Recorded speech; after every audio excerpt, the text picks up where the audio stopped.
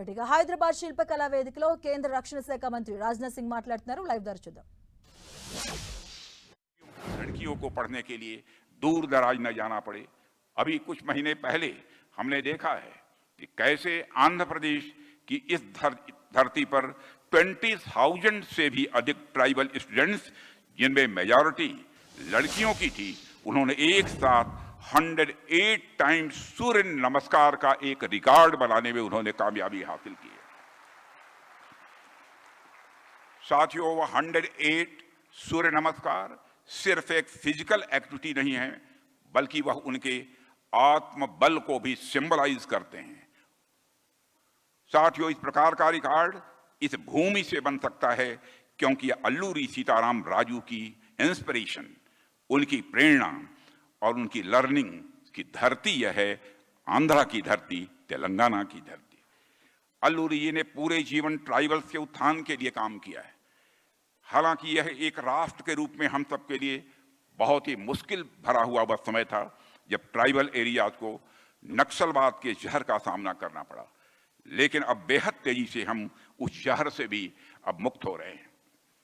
साथियों, आज देश में नक्सलवाद की स्थिति यह है कि वह अब पूरे देश में सिर्फ 5-6 जिलों तक सिमट कर रह गया है और वहां भी उनका आतंक बहुत दिनों तक अब नहीं रहने वाला है। आपने देखा होगा कि हमारी सरकार के गृह मंत्री श्री अमित शाह ने कहा है कि 31 मार्च समय दिया है कि 31 मार्च 2026 के पहले पूरा देश नक्सलवाद से मुक्त हो जाएगा। यह हमारी गवर्नमेंट का यह फैसला है, गवर्नमेंट का संकल्प है। और अल्लूरी सीताराम जी राजू ने जिस ट्राइबल डेवलपमेंट का सपना देखा था, उस सपने को साकार करने में मैं समझता हूं कि हम सभी को बहुत बड़ी सुविधा होगी।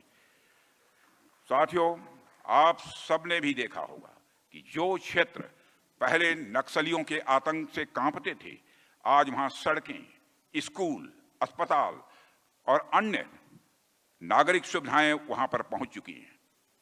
जो क्षेत्र कभी नक्सल हब हुआ करते थे, आज वो एजुकेशनल हब बन रहे हैं। आज वहां बच्चे मोबाइल फोन्स चला रहे हैं, कंप्यूटर चला रहे हैं, बड़े सपने देख रहे हैं। रेड कॉरिडोर के नाम से विख्यात भारत का वह क्षेत्र अब ग्रोथ कॉरिडोर।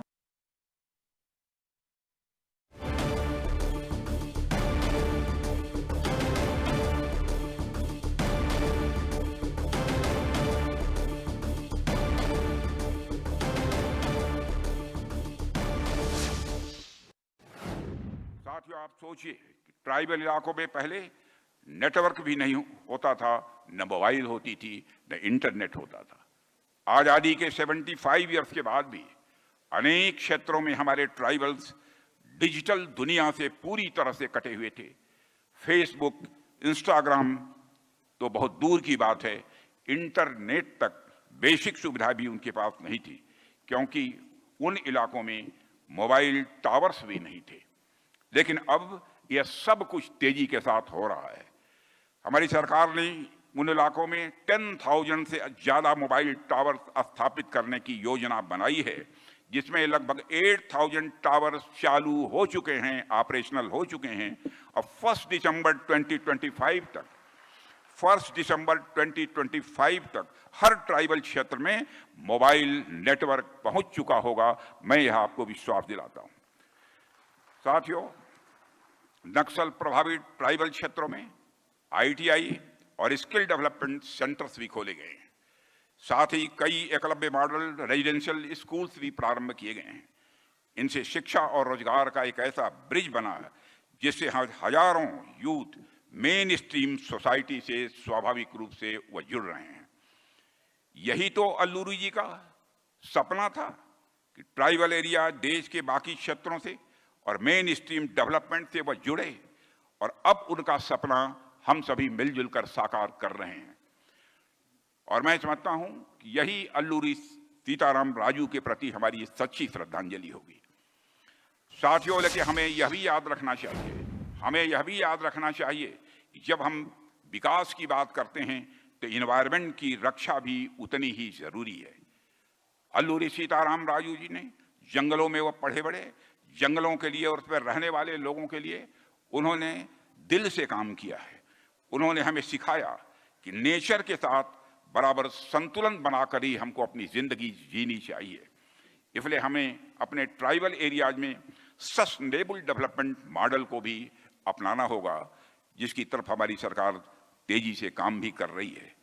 जैसे bamboo based industry, non timber forest produce का वैल्यू एडिशन और रिन्यूएबल एनर्जी प्रोजेक्ट्स डेवलप किए जाएं, जो इन्वायरमेंट को नुकसान भी न पहुंचाएं और साथ ही साथ रोजगार भी दें।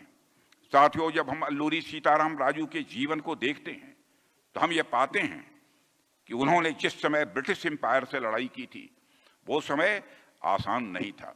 न शिक्षा की व्यवस्था थी, न रिसोर्सेज की कोई गारंटी हुआ करती थी, हर कदम पर भय था, पर फिर भी उन्होंने हार कभी नहीं मानी। उन्होंने आदिवासी समाज को ऑर्गेनाइज किया, उनमें सेल्फ कॉन्फिडेंस और सेल्फ रेस्पेक्ट का संचार भी किया।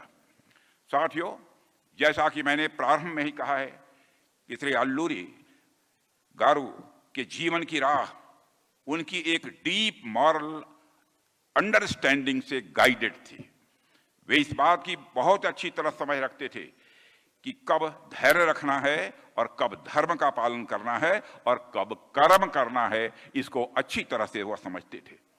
कुछ इसी तरह की समझ हमारे देश के बहादुर सेना के जवानों में भी है।